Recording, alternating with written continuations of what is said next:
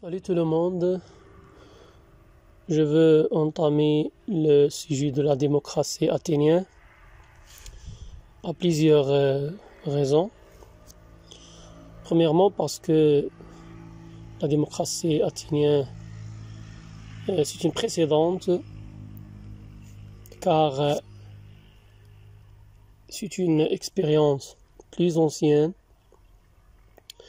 et aussi il y a plusieurs cours et plusieurs messages qu'on peut obtenir à partir de la démocratie athénienne. Alors, je voudrais entamer le sujet à partir de trois axes. Premièrement, je parle de la conceptualisation. Deuxièmement, je entame le sujet de les réformateurs athéniens à travers trois politiques ou bien trois philosophes politiciens, à savoir Solon, Clisthène et Périclès. Et troisièmement, je voudrais parler de la structure institutionnelle de la démocratie athénienne. Alors, ce qui concerne la conceptualisation, je voudrais déchiffrer certains concepts afin de faciliter la compréhension de mon sujet. Premier concept, la démocratie. C'est un terme d'origine grecque qui se compose de deux mots, démos et kratos. Domos signifiait le peuple, alors que kratos signifiait le pouvoir. C'est-à-dire, la démocratie, c'est le pouvoir du peuple. Et comme elle dit le président américain Abraham Lincoln, c'est le pouvoir du peuple, par le peuple et pour le peuple. La deuxième notion, la tyrannie. Système autoritaire absolu. Pouvoir d'une personne ou plusieurs terrains et terreur injuste sous le pouvoir d'une dictature. Troisièmement, la monarchie. Le monarque.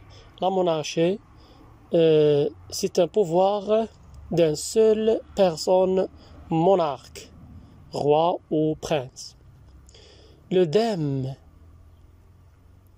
c'est une conscription administrative de base à Athènes. Isonomie, c'est un principe de l'égalité, du devoir et de droit, et surtout le devoir de pratiquer ou bien de participer au pouvoir politique. L'éphébe, c'est-à-dire l'obligation d'obtenir une formation militaire ou bien le service militaire obligatoire des citoyens et la contribution aux constructions de la démocratie athénienne instaurée par Clisthène. Le mistos, c'est une indemnité qui encourage les citoyens de participer à la politique et du coup à la démocratie athénienne, instaurée par Périclès. Les notions le concept de cavalier, hoplite, rameur, ce sont des degrés de soldats athéniens. Les métèques, ce sont des Grecs non athéniens. Ecclesia, Poulet, Hélé, ce sont les trois institutions politiques de la démocratie athénienne. Reflètent les trois types de pouvoir: le pouvoir législatif, la Poulet, le pouvoir exécutif, Ecclesia, et le pouvoir judiciaire, Hélé. Dernièrement, la notion de stratège. Elle a deux significations. Premièrement, un grade militaire, un chef militaire qui est capable de commander l'armée. Et la deuxième signification, c'est une fonction politique octroyée aux personnes démagogues habiles ayant des capacités et compétences géopolitiques. C'est un diplomate, manœuvre et commandant. Alors, on passe maintenant vers le deuxième axe, c'est les réformateurs athéniens. D'abord, on part sur la démocratie athénienne. Après plusieurs années de la tyrannie et du despotisme, sous le pouvoir, soit d'un monarque ou des oligarchies, les Athéniens ont décidé d'aller vers une démocratie directe qui est presque tous les citoyens doivent en la participer. Alors, c'est une politique bien que tous les citoyens doivent participer de réformes politiques et socio-économiques. Quels sont ces réformateurs, surtout avec des réformateurs qui ont modelé la sphère politique athénienne. Quelle est la nature de cette réforme? Alors, on parle de trois personnes, politiciens, réformateurs que l'Athènes a déjà connus. La réforme de Solon, 640-568 avant Jésus-Christ. Solon est un poète, aristocrate, législateur et homme d'État. Les réformes socio-économiques d'abord, Solon a fait beaucoup de réformes concernant la sphère socio-économique. À savoir, par exemple, elle supprima le système d'esclavage pour dette. Et aussi, elle a interdit l'exploitation du grain et des produits alimentaires. Deuxième réforme, prendre un aspect politique. Premièrement, elle octroie le droit de vote aux citoyens d'Athènes. Deuxième, elle établit l'Ecclésia comme institut politique de base. Troisièmement, il légifère un code de loi. Le statut de citoyen chez Solon. On parle de deux types de citoyens. Les inclus et les exclus. Les inclus dans le statut de citoyen, on peut dire que les conditions de citoyenneté sont strictes dans la démocratie athénienne en général. Et être né de deux parents athéniens est une condition, comme les mathématiciens disent, est une condition importante mais non suffisante. Alors, quelles sont les autres conditions à obtenir? Pour être citoyen athénien, il faut, premièrement, l'obligation de l'inscription administrative dans l'œdème. C'est une, comme j'ai déjà décrit, c'est une circonscription administrative de base à Athènes. Deuxièmement, l'obligation de faire l'instruction au service militaire à partir de 18 ans. Ce qu'on déjà dit ou appelé l'éphébe. Troisièmement, obtenir une partie de terre dans le territoire athénien. Quatrièmement, la participation politique au pouvoir et aux démocraties athéniennes. Cinquième, être prêt à défendre l'Athènes contre les ennemis comme soldat, soit un cavalier, hoplite ou rameur. Sixième et dernièrement, doivent améliorer la cité et financer les navires, les tombes et les cérémonies et fêtes religieuses, à savoir les panathènes et fêtes dionysiennes. Les exclus de la citoyenneté. On a 3 catégories ou bien 4 catégories des exclus de la citoyenneté, à savoir les femmes et les enfants moins de 18 ans. Deuxièmement, les esclaves qui sont à la propriété des maîtres ou bien de son maître. Troisièmement, les métèques qui se sont d'origine grecque, vivaient en Athènes et payant des taxes comme contrepartie de la vie en paix ou bien une vie paisible.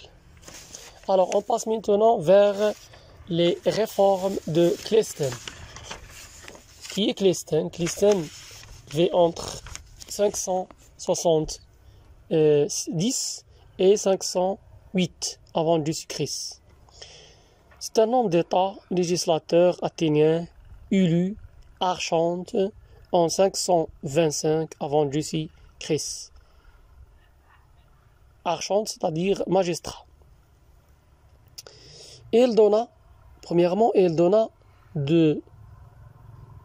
le droit de vote aux métèques et où tous les citoyens soient riches ou pauvres. Deuxième, elle fait la mise en place de l'isonomie qui concrétise l'égalité aux droits et aux devoirs politiques, militaires et religieux. Troisièmement, elle instaure la boulée comme une institution législative qui se compose de 500 citoyens. C'est un conseil populaire qui prépare les lois par les boulettes. Elle construit aussi une forte flotte navale. Cinquième, il divise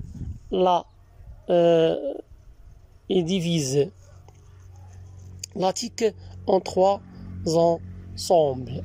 La ville, ce qui appelle Asti, la côte, ce qui appelle Paralée, et la campagne ou bien Mésogée. Sixièmement, chaque tribu doit se composer de régions multiples venant à la fois de la ville, Asti, de la campagne, espace rural, Mésogée, et de la côte, Paralée. Alors on passe maintenant vers la dernière réforme qui était fait par Périclès. Périclès vit entre 495 et 429 avant Jésus-Christ. Qui est Périclès? Philosophe, orateur brillant, stratège et homme d'État athénien. C'est lui qui a légiféré la loi de la citoyenneté athénienne, qui s'oblige la personne d'être née de 2 parents athéniens. Deuxième, il mit en place le mestos, c'est-à-dire une indemnité pour l'encouragement des citoyens à la participation au champ politique.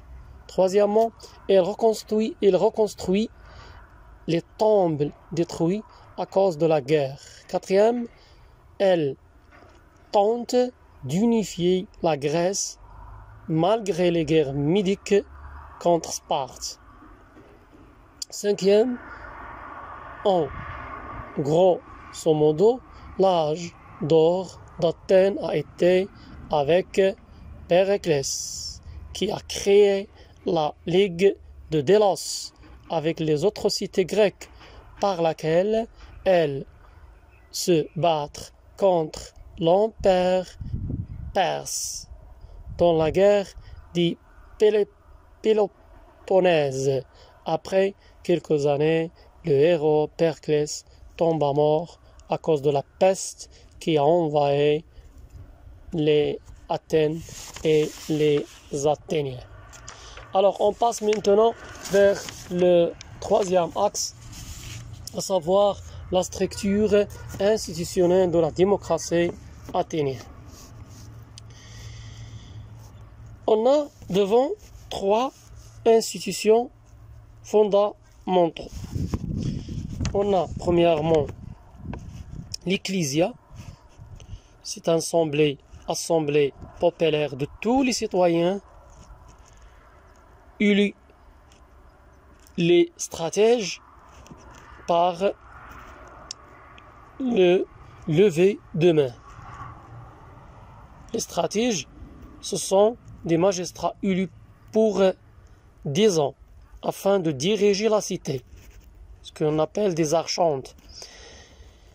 L'Ecclésia, j'ai dit que c'est une assemblée populaire de tous les citoyens et fait des fonctions qui se concernent il décide la guerre, il vote la loi, vote l'ostracisme et guide la boulée. Et on a la deuxième institution, c'est l'élé. C'est un tribunal de 600 juges.